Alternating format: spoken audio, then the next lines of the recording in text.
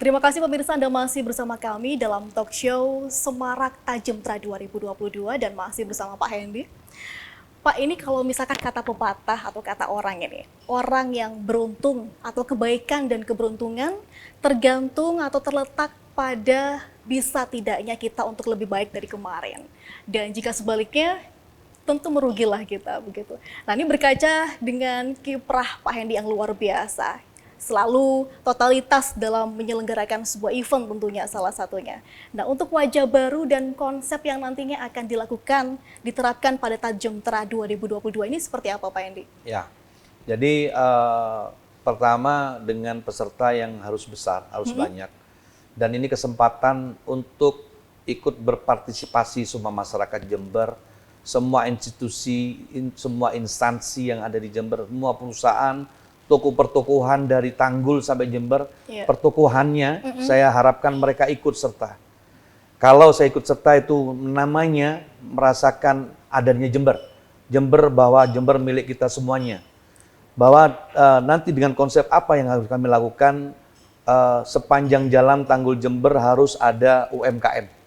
Ya, UMKM di sepanjang ini kira-kira ada sampai 600 sampai 700 UMKM sepanjang Tanggul Jember, sampai 30 kilo kami akan terus saya letakkan di posisi jalan sepanjang 30 kilo itu. Dan di setiap gang, beberapa gang itu kami minta kepada lewat teman-teman camat, teman-teman kades maupun kelurahan untuk membuat satu kegiatan seni budaya. Seni budaya lokal mereka ya, dengan ada sound system di gang-gang mereka, dan juga dari panitia juga menyiapkan panggung-panggung besar, ada sekitar 5 titik lokasi panggung besar, yang itu tujuannya untuk menghibur para peserta dan masyarakat sekitar. Ya. Dan di sini ada penyertaan UMKM. Kenapa? Yang saya sampaikan bahwa, ayo sudah wiswayai sekarang ini, kita punya kontribusi untuk Pemkab Jember, untuk masyarakat Jember. Kenapa? 2023 kita ngomong tentang perekonomian. Kita bukan hanya mempackaging Tajemtra ini sebagai ajang yang tahunan, itu saja. Tidak. Lebih dari itu, lewat Tajemtra, ini adalah bagian event untuk mendongkrak perekonomian kita. Sudah saatnya wiswayai saya bayar hutang kepada UMKM. Wiswayai kita Jember harus ikut serta bagaimana menaikkan kelas UMKM kita. Kemarin 2 tahun kita COVID, UMKM semua pada pusing semua, ya. Kami mendahulukan urusan perut, ya.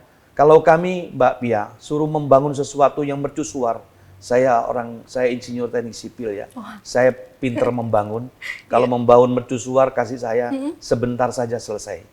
Tapi kalau kita kebutuhan ekonomi, justru tidak mungkin harus saya sendiri. Harus bersama-sama. Siapa itu bersama-sama? Seluruh rakyat Jember. Siapapun yang mengais rezeki yang ada di Jember, saya berharap semua keluar. Ayo sama-sama. TNI, Polri, perbankan, pertokohan, perusahaan-perusahaan, komunitas, teman-teman jurnalis, semua ayo turun sama-sama. Inilah Jember. Kita perlu support Jember dengan 2,6 juta penduduk ini. Ekonomi ke depan sedang tidak baik-baik saja. Tapi kita Jember harus optimis bisa berdiri di kaki sendiri dengan menaikkan grassroots, ekonomi grassroots. Apa itu? UMKM. Luar biasa. Dan Jember sendiri bisa berhasil menekan inflasi pasca kenaikan harga BBM kemarin ya Pak? Betul, kita dapat hadiah.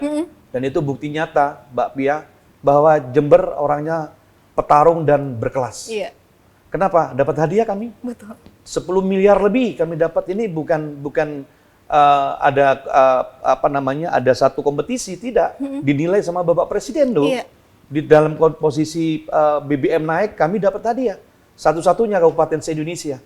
Kami dapat 10,3 miliar. Dan uang itu kami bagikan kepada masyarakat yang membutuhkan, masyarakat yang saudara kita yang perlu kita bantu, dan juga kita buat untuk kegiatan pelatihan-pelatihan UMKM, untuk belajar bermacam-macam, ribuan orang merasakan 10,3 miliar. Ini hasil kerja siapa? Masyarakat. Balik lagi. Nah, ayo kita tunjukkan lagi di Tajemtra 30 km ini. Baik, luar biasa.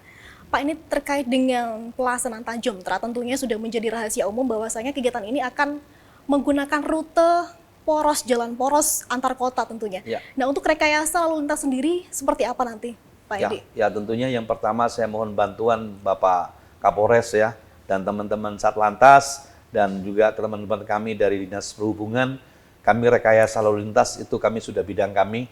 Ya, saya juga biasa melakukan rekayasa lalu lintas karena itu ilmu saya di bidang itu. Namun teman-teman Polres dan teman-teman di Sub sudah sangat hafal dan yakin dan tidak terlalu sulit untuk merekayasa Betul. itu.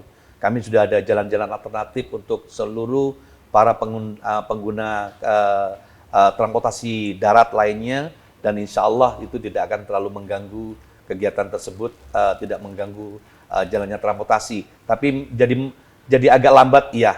Dan namun dari sekarang di kesempatan yang baik ini pula kami sampaikan, inilah bagian sosialisasi bahwa nanti tanggal 17 Desember kami di Jember, dari Tanggul sampai kota Jember akan ada kegiatan jalan tradisional Tanggul Jember.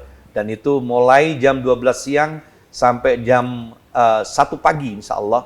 Dan itu akan terjadi penutupan jalan. Dan jangan lupa ini ada yang keren lagi, Mbak Pia. Nanti kami juga kawan-kawan yang 20.000 orang yang akan ikut serta tanggal 17 Desember itu pas persis ada kegiatan perebutan juara 2 dan 3 sepak bola dunia ya. Semifinal ya. Semifinal ya.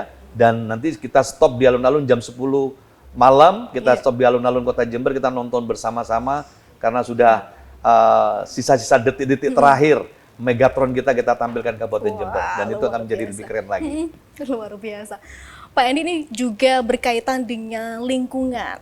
Kita mengumpulkan banyak UMKM di sepanjang jalan dan juga para peserta, minimal para penonton ini sangat antusias. Namun berkaitan dengan lingkungan, ada satu kendala yang mesti terjadi di setiap penyelenggaraan event, yaitu adanya sampah yang berserakan. Ya. Nah, ini untuk dari pemerintah atau penyelenggara sendiri bagaimana Pak Endi untuk mengendalikannya?